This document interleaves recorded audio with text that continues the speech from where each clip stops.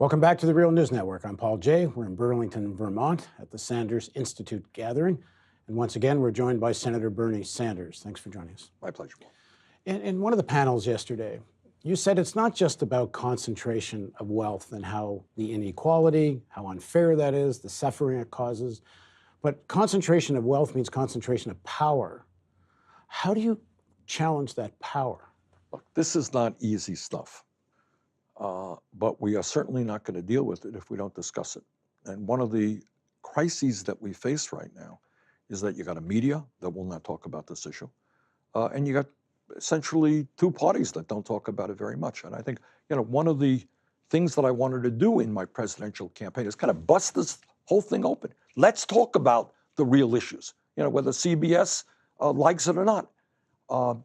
So what you have here is, first of all, massive income and wealth inequality. And as a nation, we have got to think from a moral perspective and an economic perspective, whether we think it is appropriate that three people, 1, 2, 3, own more wealth than the bottom half of the American society. That's really quite outrageous, and it's appropriate that we take a hard look at that. But it is not just that the 1/10 of 1% owns more wealth than the bottom 90%. They don't put their wealth underneath their mattresses, all right? They use that wealth to perpetuate their power, and they do that politically.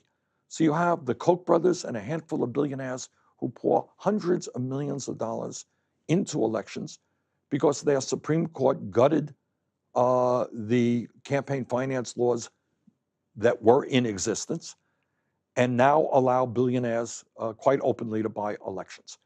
So wealth equals power politically. Wealth means that if I own a company in the United States, I own a GE plant where there may be hundreds or thousands of workers, and that plant may be making money, but not as much money as it could make if I took it to China or to Mexico.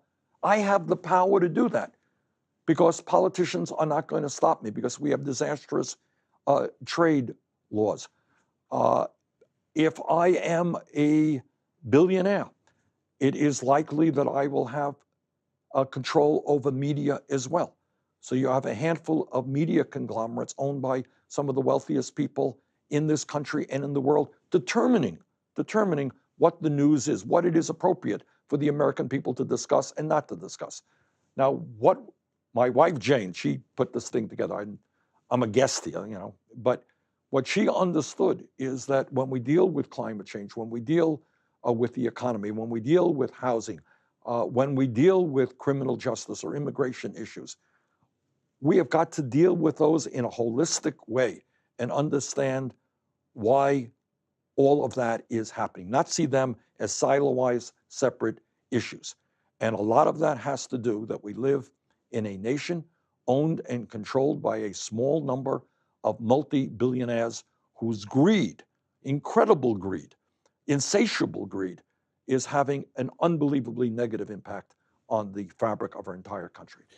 The process of financialization that's taken place over the whole 20th century, especially since World War II, where finance, Wall Street, is so dominant in the economy, and this concentration of ownership and concentration of power is nowhere is it more important than in the financial sector because it permeates everything. Yes.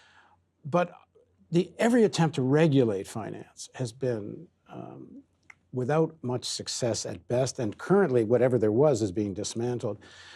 Doesn't there need to also be a building up of the public sector, starting with banking, some kind of public banking, because you can't really reform these guys because they own. Well, I don't know that you can't reform them, and I think your point is, though, very well taken.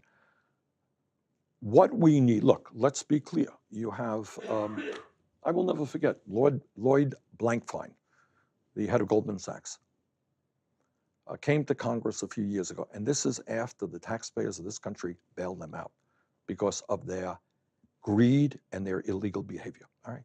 This is chutzpah. You want to hear chutzpah?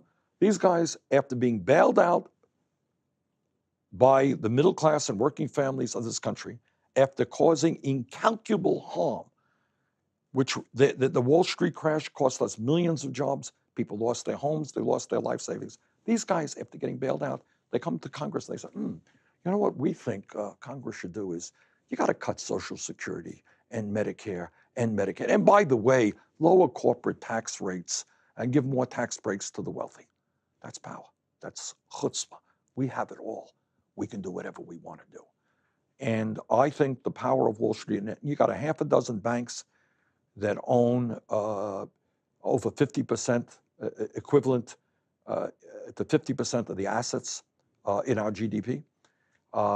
And we have got to stand up to them. Now, your point is, okay, while we try to do that, are there other alternative models?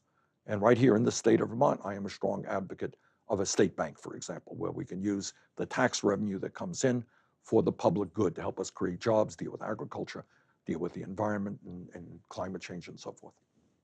Because the blackmail that happened in 07, 08 is too big to fail and too Absolutely. big to go to jail. Well, and we have that's right. And we have, but I don't want to give up that fight. We have legislation in that is so common sense legislation that when you have a handful of banks that have such incredible control over our economy that A, when their greed destroys the economy, they have to be bailed out because they're too big to fail. But it also gives them unbelievable political power. We got to break them up. And we have legislation in there that would break up the largest banks and financial institutions in this country. That's what we should do. But aren't you concerned that like when the telecoms were broken up, they reassemble the capital behind the big banks are still there? And I'm not suggesting breaking up the big banks isn't a good thing, but don't you need a public bank at a scale that next time there's this blackmail, you can say, go speculate. If you go down, you yes. go down. I mean, I'm not arguing with you. I agree with you. And I think right here in Vermont, I know there are a number of people in our legislature, and I support this effort, that want to see a public bank. Ironically enough, you know what the oldest state public bank in the country is? North Dakota. North Dakota. Yeah. That trend, they've had it, I think, since the 20s. And it's worked pretty well for them. We're trying to strengthen credit unions as well. And since the Wall Street crash, by the way, I think credit unions have seen a lot more capital coming in and a lot more growth. Just finally, I know you have to run. The primary in 2016 got quite bitter. We know that in the, whoever released these emails and all the rest, we know the DNC was manipulating things in favor of Hillary Clinton and against you. This fight heading into 2020, whether you're the candidate or there is a candidate that's on the Sanders-esque kind of platform, this fight in the Democratic Party is not, in my opinion, just a difference of opinion how to get to the same place, which is sometimes framed that way. There's a real struggle of interest here. The fight against the oligarchy, well, there's an oligarchy in the Democratic Party. And there's a fight there. How do you see this campaign unfolding? I'm proud that out of our campaign, I think, we have seen a significant increase, and not just out of our campaign, but a great deal of grassroots activism all across this country. This new incoming freshman class in the Congress is not only going to be the most progressive freshman class in a very long time, but the most diverse, more women, more people of color, etc. Also, I think what is happening in this country is that to a significant degree, we are winning the ideological struggle. 3 years ago, as you will recall, Medicare for All was seen to be a radical fringe idea. Last polls that I saw, 70% of the American people support Medicare for All, and more Democrats are coming on board. Raising the minimum wage, $15 an hour, radical idea a few years ago, kind of mainstream today. Rebuilding our crumbling infrastructure, making public colleges and universities tuition-free, dealing with student debt, dealing in an aggressive way with the unbelievably dangerous challenge of climate change. I think more and more people understand that. Criminal justice reform, immigration reform. So many of the ideas that we campaigned on have now gotten broad support throughout the country and within the Democratic Party. But, as I think your point makes, look, there is an establishment within the Democratic Party. There are Wall Street contributors in the Democratic Party, corporate contributors in the Democratic Party, and they have a very different and more conservative vision for the future of the Democratic Party than I do. My vision is pretty simple. My vision is that we have got to have the guts to take on Wall Street, take on the pharmaceutical industry, take on the insurance industry, take on the 1%, create an economy that works for all. And while we do that, we bring our people, and that is Black and white and Latino and Native American and Asian American together. I think that's the way you do it. And we're beginning to see that. We're seeing great young candidates who didn't wait online for 20 years to get permission to run, but kind of jumped in and beat some long-term incumbents. They're saying, hey, I come from the community. I know what's going on in this community, and I'm going to fight for working people, and I'm not afraid to take on big money. We're seeing that. We got to see more of that. So, a two-part approach. Number one, we need to fight for our agenda.